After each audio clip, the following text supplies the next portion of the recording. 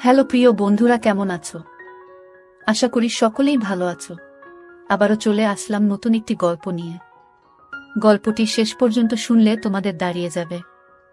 অঝোর ধারায় বৃষ্টির নামে কল কল করে নিচে পড়ছে।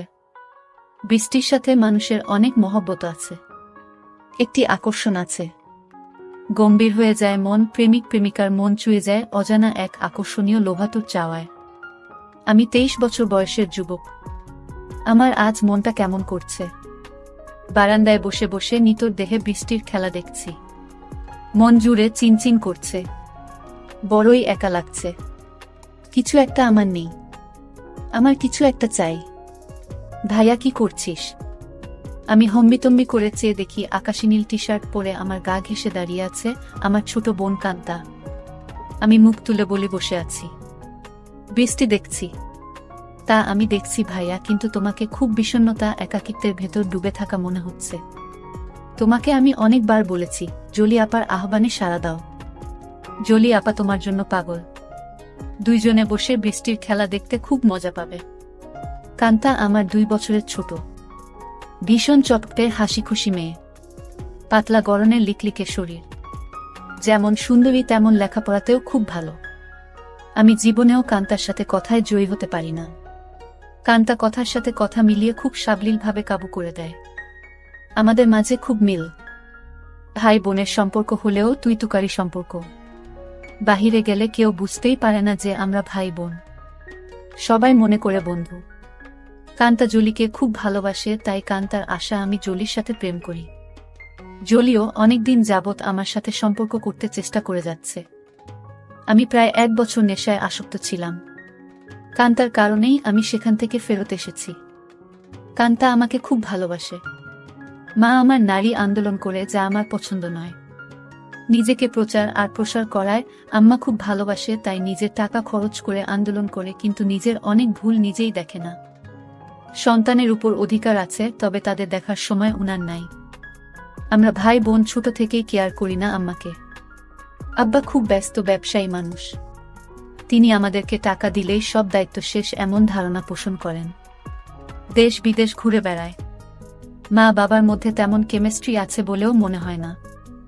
আমরা দুইজন নিজেদের ভুবন সাজিয়ে রেখেছি। আড্ডা মারা, বাহিরে যাওয়া, ঘুরে বেড়ানো সব আমরা একসাথেই করি। কান্তা আমার ঘাড়ে হাত রেখে বলে, ভাইয়া জলি আপা খুব ভালো মেয়ে, তোমাকে সুখী রাখবে। হ্যাঁ বলে দাও। আমি ফোন করে দেই, দেখবে এই বজ্রপাতে কাক ভেজা শরীর নিয়ে তোমার কাছে হাজির হয়ে যাবে। কাকা ভেজা শরীর দিয়ে আমি কি করব? কি বলো ভাইয়া, মোস্ট রোমান্টিক দৃশ্য হল মেয়েদের ভেজা শরীর। তুই এত কিছু জানিস কি করে? কেন ভাইয়া, আমি কি ফিডার খাই? আমি এখনো বাচ্চা নাকি?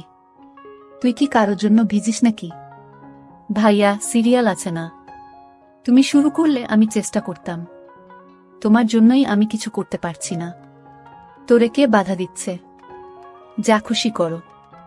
কি বলো? বিয়াদবি হয় না। দুনিয়াতে তুমি আগে আসছো, তাই তোমার আগে কিছু করতে হবে। না রে, আমার এই কমিটমেন্ট খেলা ভালো লাগে না।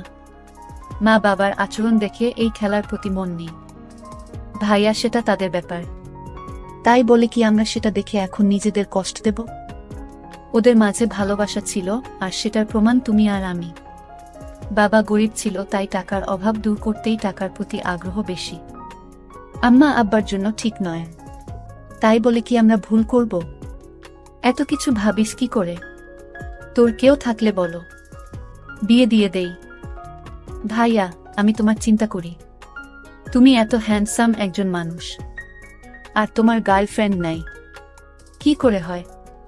তোমার দিকে সব মেয়ে চেয়ে থাকে হা করে, তুমি কি জান? তাই তুই কি এই সব দেখে বেড়াস নাকি? আমি হয়তোবা দেখতে ফানি কার্টুন, তাই সবাই দেখে। না ভাইয়া, তুমি ফানি না, তুমি তাদের কাছে হানি। ওরা তোমায় দেখে দেখে গিলে খায়। যা কি বলছিস? ভাইয়া, তুমি আসলেই খুব হ্যান্ডসাম, কিন্তু সেই ফিগারটাকে কাজে লাগাচ্ছ না। ইচ্ছা করলে অনেক মজা করতে পারো। কি করে? একটু এফোর্ট দাও, দেখবে প্রতিদিন তুমি বেড ডেটিং করতে পারবে। তুই কি করছিস নাকি এসব? আমি কোথায় পাবো? কেউ আমাকে পছন্দ করে না। সবসময় তোমার সাথেই থাকি। অপরিচিত সবাই মনে করে তুমি আমার বয়ফ্রেন্ড। ভাই বোন হলেও তো আমরা ফ্রেন্ডের মতোই চলি। ফ্রেন্ডের মতো, কিন্তু বয়ফ্রেন্ড না ভাইয়া।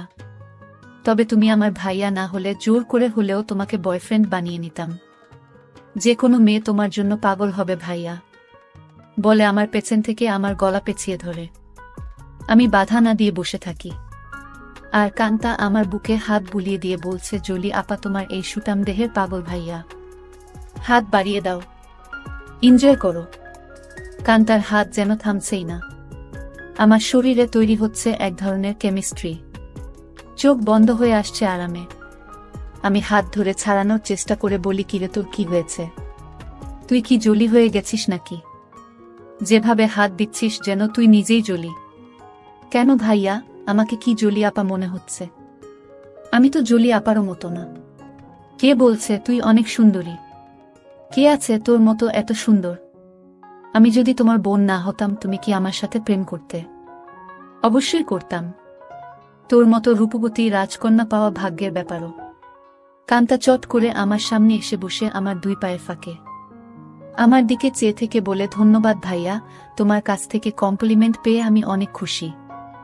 You deserve a kiss from me, বলেই দিয়ে দেয় আমি কিছু বোঝার আগেই। কি করছিস কান্তা? কেন ভাইয়া, ভালো লাগেনি? ভাই বোনে লিপ টু লিপ দেয় নাকি? কুইক হয়। নো প্রবলেম ভাইয়া, বলে আমার মুখের খুব কাছাকাছি মুখ রেখেই কথা বলছে। সত্যি বলতে কি আমার ভালোই লেগেছে।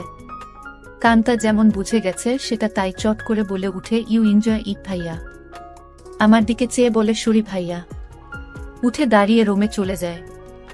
আমি সেখানে বসে থাকি অনেকক্ষণ। কাজের মেয়ে ডাকে সাড়া দিয়ে খাবার খেতে যাই।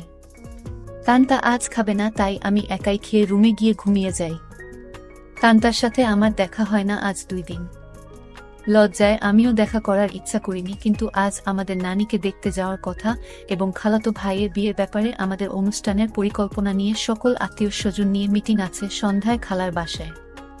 কান্তার মোবাইলে টেক্সট দিয়ে আমাকে জানিয়ে রেখে বলে সে খালার বাসায় চলে যাবে, যেন আমি মিস না করি, কিন্তু নানির বাসায় সে যাবে না।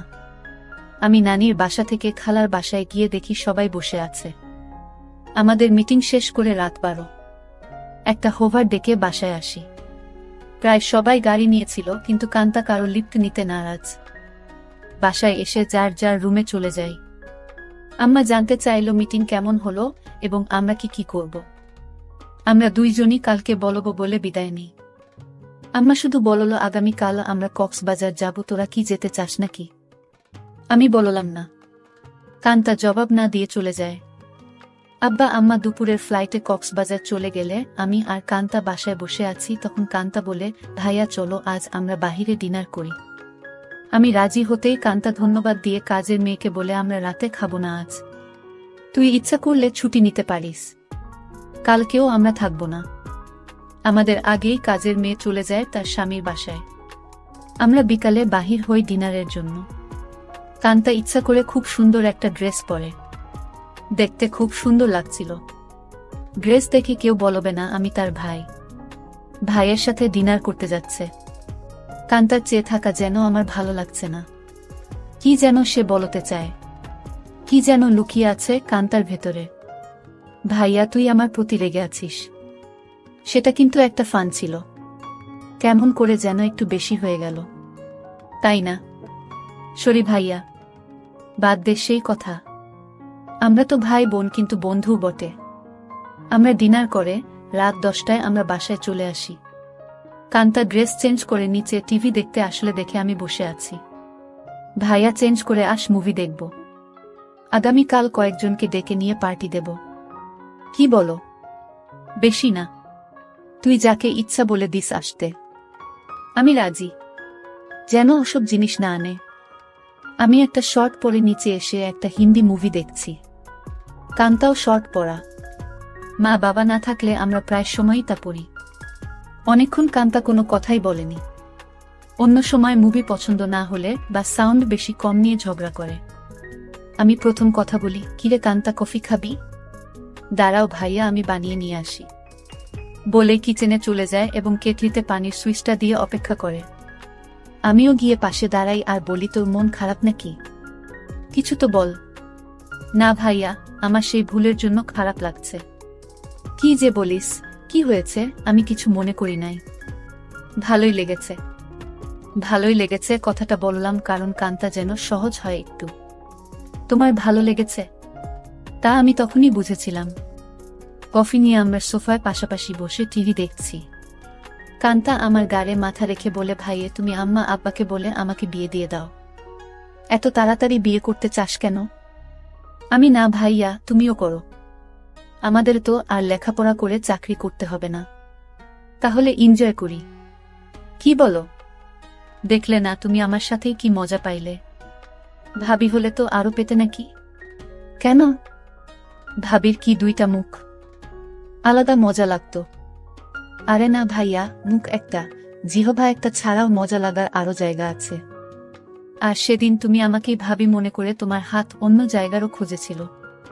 কান্তা আমার কুলে মাথা রেখে বুক চেতিয়ে শুয়ে পড়ে। বলছি, জলি আপাকে কালকে ডাক দাও আর ইচ্ছে মতো হাতাও। অনেক বড় বড় আছে জলি আপার গুলো। আমার এত বড় দরকার নাই, ছোটই ভালো। ছোট ভালো বলে আমার গুলির দিকে কুনজরে দেখছো কেন? কি বলছিস? আমি কুনজরে দেখছি তা তুই কি করে বুঝলি? ভাইয়া আমার মাথার নিচের থেকে সংকেত দিচ্ছে। আমি টের পাচ্ছি বলেই হা হা করে হেসে উঠে বসে আর বলে, ভাইয়া আমি এখন জলি আপাকে ফোন দেই। এই ধূপসি মোটা জলি আমার লাগবে না। তোমার কি আমার মতো শুকনা কাঠ পছন্দ? তবে জলি আপা কিন্তু এক্সপার্ট। শুনেছি খুব আনন্দ দেয়। আমাকে অনেক কিছু শিখিয়েছে বলে আমার চোখে চোখ রেখে কেমন একটা ইশারা দেয়। আর বলে, তুমি কিন্তু আমার বুকে হাত দিয়েছিলে ভাইয়া সেদিন। কি করছিস কান্তা? তোর কি লজ্জা নাই? কান্তা আজব সব কাজ করতে লাগলো। আমি বললাম, কান্তা তুই কিন্তু অনেক দূর চলে যাচ্ছিস। ভাইয়া আমি অনেক দূর যাচ্ছি না। ভাইয়া এই মুহূর্তে আমার ভালো লাগছে তোমার জিনিসটা ধরে রাখতে। আর সেটাই সত্য। প্লিজ বাধা দিও না। কান্তা তুই আমার ছোট বোন, খুব আদরের। আমি চাই না সামান্য একটু ভুলের জন্য আমাদের জীবন নষ্ট হোক। ভুলের মাঝে আমরা বেঁচে থাকি। ভাইয়া আমাদের সম্পর্কে ফাটল ধরবে না। কান্তা এইসব তুই শিখলে কোথায়? ভাইয়া বয়স হয়েছে, মুভি দেখি আর আমার কাছে রাবারের একটা আছে, সেটা দিয়ে প্রতিরাত প্র্যাকটিস করি। সব শিক্ষার বড় শিক্ষা হলো সেটা। সব মেয়েদেরই বিয়ের আগে এই শিক্ষা অর্জন করা উচিত। অনেকক্ষণ আমাদের মাঝে কোনো কথা নেই, শুধু একে অপরের শ্বাসরুদ্ধকর মুহূর্তকে এনজয় করি। এত সুখ এত আয়েশ জীবনে পাই নাই। কান্তা আমার কানের কাছে বলে, ধন্যবাদ ভাইয়া, তুমি তো বাজিমাত করে দিয়েছ। আমার খালতো ভাই সোহানের বিয়ে আগামীকাল। আমরা খালাতো মামাতো ভাই বোন 15 জন। আর সোহান সবার বড়। ভাই 10 জন আর বোন 5 জন। এই প্রথম একজন ভাইয়ের বিয়ে। গত বছর সোহানের বোন লিজার বিয়ে হয়েছে। অনেক আনন্দ ফুর্তি করেছি আমরা। কান্তা আর লিজা আমাদের সকল ম্যানেজমেন্টের দায়িত্ব নিয়েছে। খুব ব্যস্ত। আজও সকাল সকাল চলে গেছে। সোহান ভাইয়াদের ছাদে ডিজে পার্টির আয়োজন হবে আজ রাতে। আব্বুর ক্লায়েন্ট ঢাকায় কানাডা থেকে আসছে, তাই সকাল সকাল হোটেল থেকে তাদের নিয়ে ব্রেকফাস্ট করে ফ্যাক্টরি পরিদর্শন করতে হবে। আম্মু অনেক রাগ করেছে কারণ আম্মু চায় বিয়ের বাড়িতে যেন থাকে। বিয়ের দিন সারাদিন ছুটি আছে বলে আব্বু চলে যায়। আমি 11টায় ঘুম থেকে উঠে দেখি সেজেগুজে বসে আছে, খালার বাসায় যাবে এবং সেখান থেকে মেয়ের বাড়িতে কিছু জিনিস নিয়ে যেতে হবে। আমাকে দেখেই বলে, কিরে আজ অন্তত একটু তাড়াতাড়ি উঠলে কি হয়? কাজের মেয়েকে না বলে আজ নিজেই নাস্তা দেয় আমাকে। আর ফোনে বড় খালার সাথে স্পিকারে দিয়ে কথা বলছে। ড্রাইভার আমাদের বাসার সামনে বসে আছে যেন তাড়াতাড়ি যায়। কি ব্যাপারও আম্মু আজ নিজে এত আদর করে নাস্তা দিচ্ছ ব্যস্ততার মাঝেও? ফোনে থেকেই আম্মু বলে, তুইও তো আম্মুকে আদর করে অনেক কিছু খাইছিস, তাই একটু চামচামি করছি যেন আসল জিনিসটা পাই। বড় খালা বলে, কার সাথে কথা বলছিস? ছাবিনা? ছাবিনা আমার মায়ের নাম। আপি অঙ্কিত। এখন ঘুম ভাঙল। সবাই ভাবছে অঙ্কিত রাগ করেছে। ওকে সাথে করে নিয়ে আয়। ফোনটা অঙ্কিতকে দে। আপি শুনছে, কথা বলো। এই অঙ্কিত গতকাল আসলি না কেন? সবাই ভাবছে তুই রাগ করেছিস। কারো ফোন ধরিস নাই কাল বিকালে। রাগ করিব কেন? গতকাল আম্মুর একটা বিশেষ অ্যাসাইনমেন্ট নিয়ে ব্যস্ত ছিলাম, সেটা করে দিয়েছি।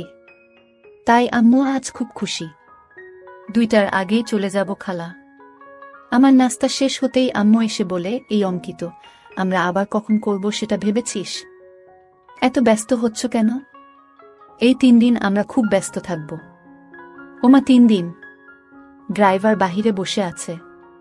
এখন যাও, দেখি সময় করে একটা কিছু করে দিব। কাজের মেয়েকে 3 দিন ছুটি দিয়ে আম্মু বলে, যা তোর স্বামীর সাথে এনজয় করো। 2000 টাকাও হাতে দেয়। শান্তা নামের কাজের মেয়েটা আমাদের পরিবারের খুব ভালো সম্পর্ক। আমরা সবাই নিজের মতোই ভালোবাসি। শান্তা বলে, আমি আগামীকাল বড় খালার বাসায় যাব, কথা হয়েছে। আমি খালাকে বলেছি কাজে সহায়তার জন্য। তাহলে তো খুব ভালো। আমাকে না জানিয়ে তোরা সব ঠিক করে ফেলেছিস। খালা আমাকে চিঠি দিয়ে দাওয়াত দিয়েছে। অনেক কাজ আছে না? সোহান ভাইয়া অনেক ভালো মানুষ, তাই উনার বিয়েতে সাহায্য করতেই হবে। ঠিক আছে, যা। বাহিরে ড্রাইভারকে গিয়ে বলো আমার 5 মিনিট লাগবে। তুইও দাঁড়িয়ে থাক, তোকে নামিয়ে দিব। আমাকে আম্মু বলে, অঙ্কিত একটু উপরে আয় তো তাড়াতাড়ি বলে সিঁড়ি দিয়ে চলে যায়। আমি উপরে যেতেই আমার বলে, অঙ্কিত যেতে মন চাইছে না, তোর সাথে এনজয় করতে মন চাইছে। এখন যাও, কথা দিলাম আজ সন্ধ্যায় কিছু একটা করে দিব। সত্যি দিবে তো, নাকি জোয়ান মাইয়াদের পেয়ে আমাকে ভুলে যাবি? আমার শিরায় শিরায় আগুন জ্বলছে। কথা দিলাম ডার্লিং। আজ অনেক দিন পর আমার শখের বাইকটা বাহির করে ঠিক সময় খালার বাসায় পৌঁছে যাই। বাড়িটা খুব সুন্দর করে সাজিয়েছে। গুলশানে এমন 3 তালা বাড়ি, আর সামনে পেছনে বাগানওয়ালা বাড়ি খুব কম। এক পাশের বাবুর্চিখানা বানিয়েছে, সেখানে মিতু আপা দায়িত্বে। যার যা দরকার মিতু আপা অর্ডার করে। আমাকে দেখেই বলে, এনিথিং স্পেশাল লাগবে? না আপু, সবার স্পেশাল থেকে একটু একটু করে চেকে নিলেই আমার হবে। ভেতরে ঢুকেই কান্তার সাথে দেখা। ভাইয়া এসেছিস? চল উপরে যাবি ছাদে, আয়োজন কেমন হয়েছে দেখবি। বলে টেনে উপরে নিয়ে যায়। সাথে সাথে অনেকেই যায়। খুব সুন্দর হয়েছে। পার্টি কখন শুরু হবে? 6টার সময়, 12টায় শেষ। কান্তা সবাইকে বলে, এই তোরা সবাই নিচে যা, খাবারের কি খবর দেখো। আমি ভাইয়ার সাথে একটা সিক্রেট কথা বলে আসছি। নিশা রাগ করে বলে, এক বাসায় থাকো, সিক্রেট কথা বাসায় বলে আসতে পারো না? যা পাকনামি করবি না। যখন আসছি ভাইয়া ঘুমাচ্ছিল। এই সিক্রেট কথাটা না বললে কাজে মন দিতে পারছি না। কান্তা আমাকে এক কোনায় নিয়ে বলে, কি খবর মাই হিরো? রাতে টায়ার্ড ছিলে তাই বলে কি দরজা বন্ধ করে ঘুমিয়েছিলে?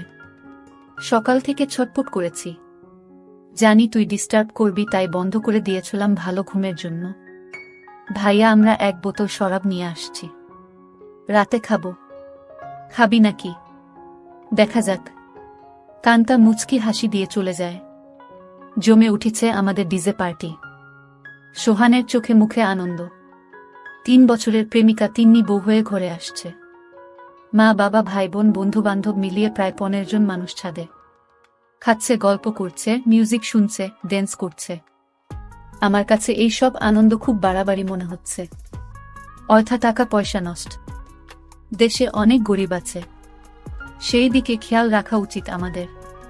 আমি কথা প্রসঙ্গে সোহান ভাইয়ার সাথে শেয়ার করি।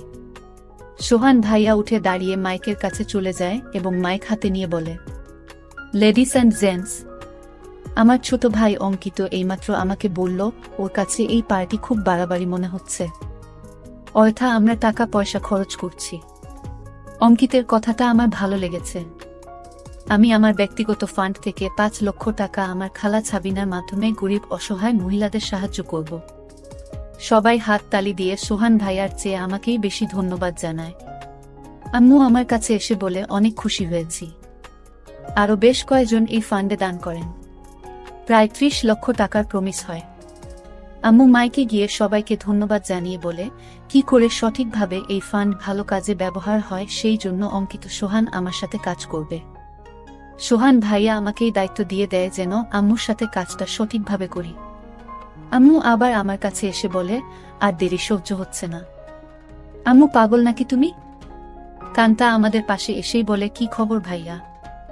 আম্মুর নতুন পার্টনার হয়ে গেলে। আমি কান্তাকে বলি, তুই ইচ্ছা করলে আমাদের পার্টনার হতে পারিস, বিনিময়ে কিছু দিতে হবে নাকি? আমাকে কিছু দিয়ে দিস হয়ে যাবে। এই কথাই তো আম্মু বলছিল, আর তুই চলে আসলি। দিয়ে দিব, নিয়ে যেও, পার্টনার হতে চাই বলে চলে গেল। আম্মু আবার বলে, এই অঙ্কিত কিছু বলো না, আমার এখন চাই। এখন কোথায় কি করে হবে? শত শত মানুষ। আমি জানি না, তুই একটা কিছু করো, নয়তো সবার সামনে খুলে ধরবো কিন্তু। আম্মু কথা শেষ করতে না করতেই ফোন বেজে ওঠে। আম্মুর খুব ঘনিষ্ঠ বান্ধবীর স্বামী কার অ্যাক্সিডেন্ট করেছে, আম্মুর সাহায্য চায়। আম্মুর পরিচিত হাসপাতালে আছে, ওদের অবস্থা তেমন ভালো না। আম্মু সবার কাছে বলে কিছুক্ষণের জন্য যেতে চায়, সাথে আমাকেও নিয়ে যেতে চায়। সবাই তাড়াতাড়ি চলে আসার কথা বলে দেয়। কান্তা আমার পাশে এসে বলে, ভাইয়া কি খবর? আম্মু, দেখি তোমাকে ছাড়া এখন চোখে পথ দেখে না, কি ব্যাপার? আম্মু কান্তাকে বলে, তুই যদি যেতে চাস চল আমাদের সাথে। না আম্মু, তোমাদের ডিস্টার্ব হবে আমি গেলে। আমি এখানেই আছি। সোহান ভাইয়া ড্রাইভার আমাদের নামিয়ে দেয় হাসপাতালে। আম্মু ডাক্তারের সাথে দেখা করে বলে, উনি আমার রোগী, আপনারা চিকিৎসা করুন, টাকা পয়সা আমি দেখব। আম্মুর বান্ধবী শিলাকে সান্ত্বনা দিয়ে বলে, চিন্তা করিস না, ঠিক হয়ে যাবে, তোরা কোনো টাকা দিস না, আমি পরে এসে সব ঠিক করব। তোর কাছে টাকা না থাকলে বলিস। সোহানের বিয়ে বাসায় বহু মেহমান আমার জন্য অপেক্ষা করছে, আমি এখন যাই। আমরা একটা ট্যাক্সি করে সোজা আমাদের বাসায় চলে আসি। আমার রুমে ঢুকে আম্মু বিছানায় গিয়ে আমাকে বলে, কই তুই আয়, আমাদের হাতে সময় নাই, মাত্র 1 ঘন্টা সময়।